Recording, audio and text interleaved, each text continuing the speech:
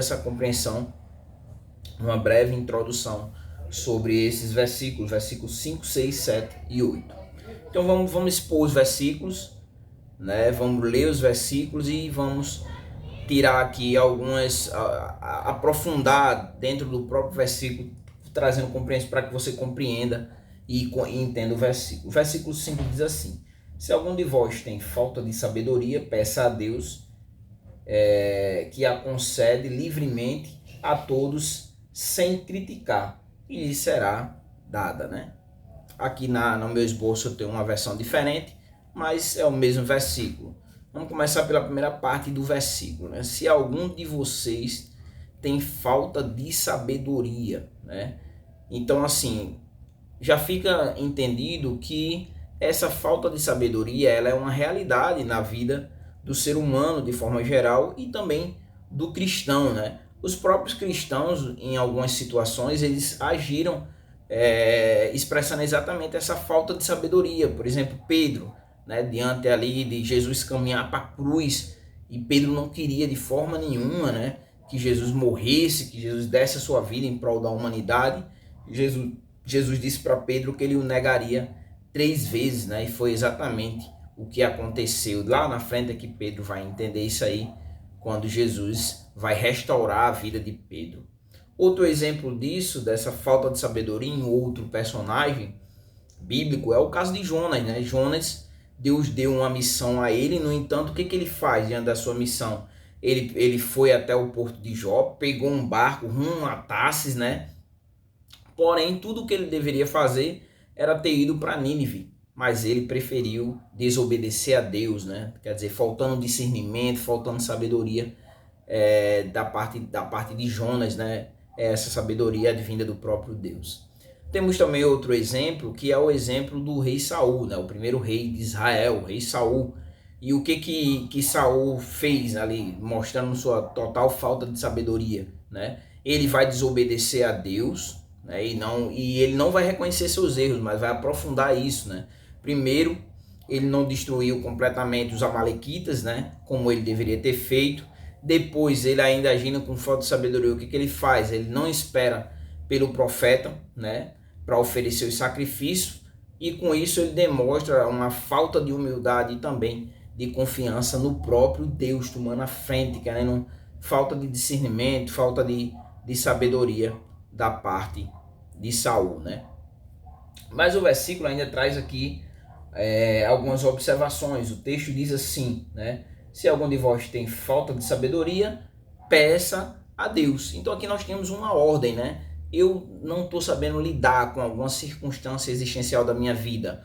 Qual é a recomendação de Deus? É uma ordem. Peça a Deus sabedoria, né?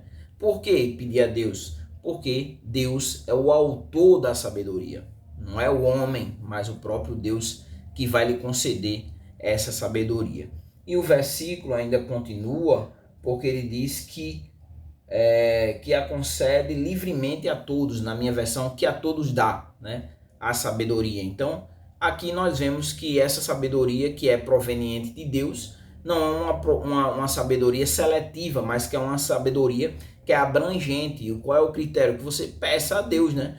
E ele dá a todos. Então, Deus não faz acepção de pessoas com relação a conceder essa sabedoria. E ainda o versículo diz assim, que a dá, né? Versículo 5, peça a Deus que a concede livremente a todos.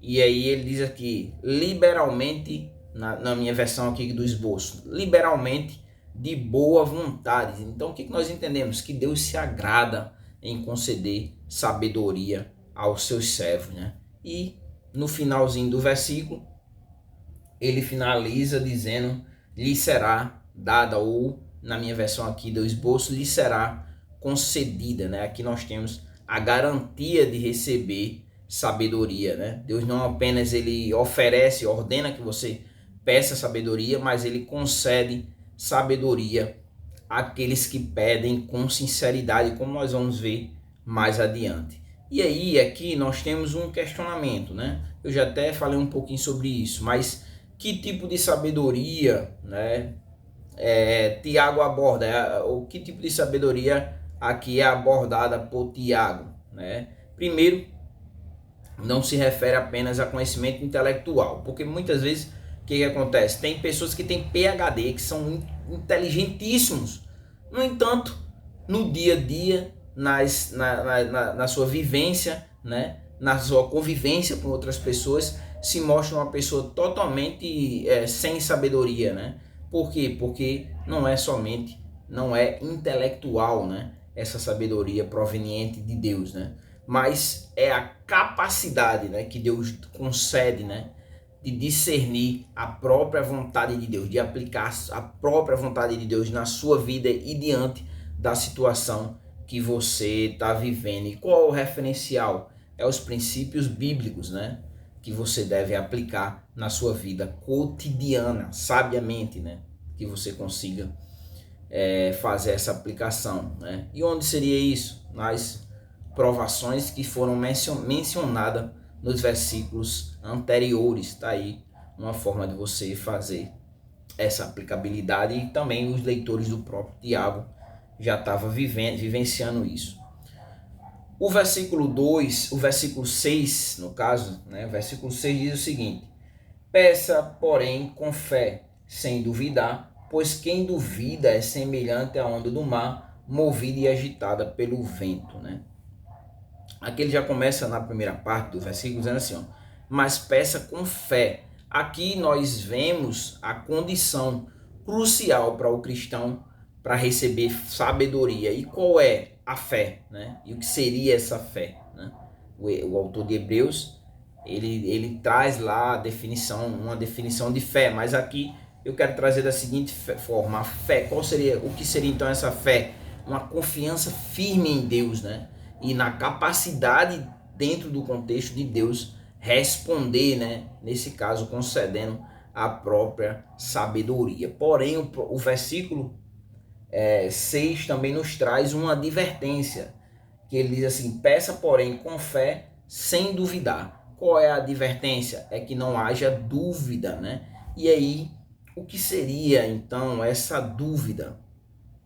A primeira coisa que nós devemos entender, né, é que essa dúvida é nada mais nada menos de uma incredulidade, né, que vacila, que o cristão ele fica vacilando entre a fé e a descrença, né?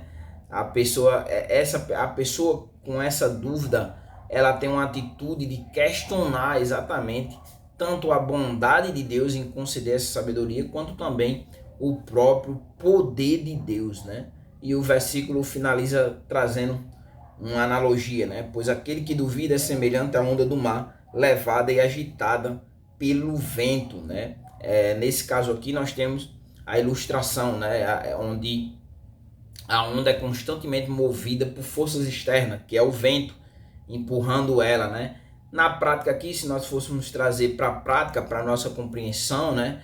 A pessoa que vive dessa forma, que é uma pessoa que duvida, né? Ela é uma pessoa que é facilmente influenciada por diversas situações, por exemplo, como opiniões de outras pessoas, as próprias circunstâncias acabam trazendo essa influência, as emoções, o que ele sente influencia a sua vida, né? E é nada mais, nada menos do que uma pessoa sem firmeza interior, né? Como uma rocha, né? Mas, como a ilustração, é como uma onda do mar, levado por várias circunstâncias, dentre elas que eu já citei aqui. E aí nós chegamos ao versículo 7, quando ele diz assim: não pense tal pessoa que receberá coisa do Senhor, né? Aqui na minha versão, tal homem não deve pensar que receberá do Senhor alguma coisa, né? Aqui nós vemos a consequência direta da falta de fé e da dúvida, né? Aquele que vai ali se aproximar de Deus com dúvida, logo, né, deve esperar que não vai receber exatamente o que pediu, porque ele vive essa dualidade de crença e descrença, né? Então não vai receber o que pediu, né? Se nós formos para a prática, né, na prática a gente chegaria à seguinte conclusão, né, que a falta de fé ela vai impedir a pessoa de ter essa conexão verdadeira com Deus, já que ele fica nessa dualidade de crença e descrença, né? E aí essa dúvida que ele tem, a dúvida dessa vivência cristã, vai acabar criando uma barreira, né, na comunicação espiritual entre o servo de Deus e o próprio Deus, né, por causa da sua dúvida. E aí, o versículo 8, ele conclui da seguinte forma: pois vacila e é inconstante em todos os seus caminhos. Então, como aqui na minha versão diz assim, é alguém que tem mente dividida e é instável em tudo o que faz. O que seria então essa mente dividida, né? Literalmente, se nós formos pegar de forma literal, é um coração dobre, ou mesmo um coração com duas almas, né? Poderíamos dizer assim.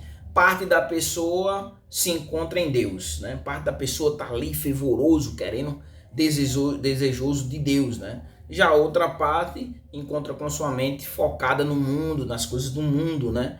Então, nesse caso aqui, esse cristão, né?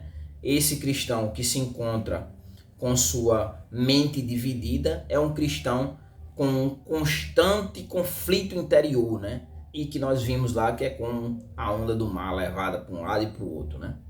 Pelo vento. E qual seria então a causa, né? O que causaria essa instabilidade interior? O texto já trouxe, né? A falta de fé e também a falta de firmeza, né? Produzida por essa dúvida. Como consequência dessa instabilidade, né? É um cristão que não tem convicção, é um cristão que é indeciso, né? Que é um cristão que não tem compromisso, é descompromissado com a obra de Deus, né? É um cristão inconstante nos relacionamentos, né? Um cristão que tem dificuldade em perseverar diante dos desafios, né? Um cristão com falta de firmeza em todas as áreas da sua vida. Quando você vê, é exatamente esse tipo de cristão, né? Que vacila e é inconstante em todos os seus caminhos, né? Esse tipo de cristão aqui, né? Que não vai receber sabedoria proveniente do próprio Deus.